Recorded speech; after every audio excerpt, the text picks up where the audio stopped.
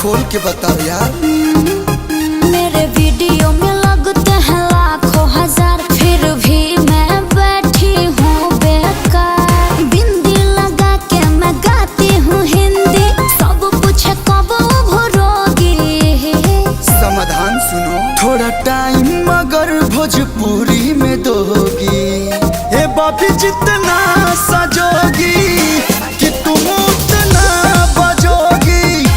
ए बाबी जितना सजोगी कि तुम उतना बजोगी।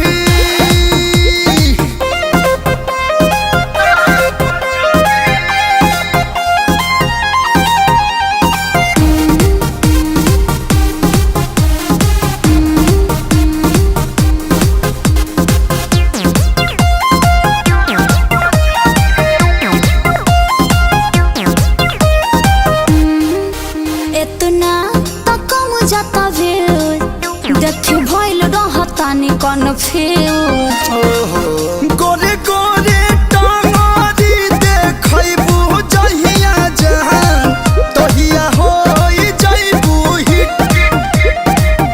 बॉम्बे से आ जाई बोलावा ओही दिन, जाके होई जइहा फिट।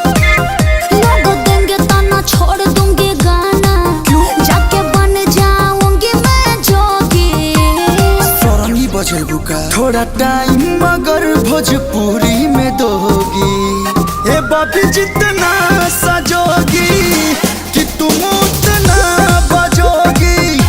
ए बाबी जितना सजोगी कि तुम उतना बजोगी।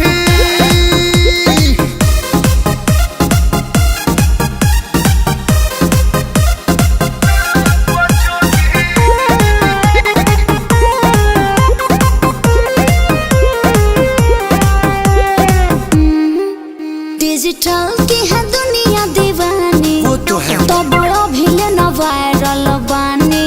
विवाद करा दो जतने देखैबू साटाडम उतने पहिबू। लाज शरम छोड़ा, अखिलेश से गाना लिखावा के कोलू संगे तू नाता जोड़ा। ना सुधरम ये होई न करो, काहे? घर वाले कहते बाबू तुम फंसोगे। इंडस्ट्री उतनी गंदी नहीं, थोड़ा टाइम मगर भोजपुरी को दोगी। ए बाबी जितना सजोगी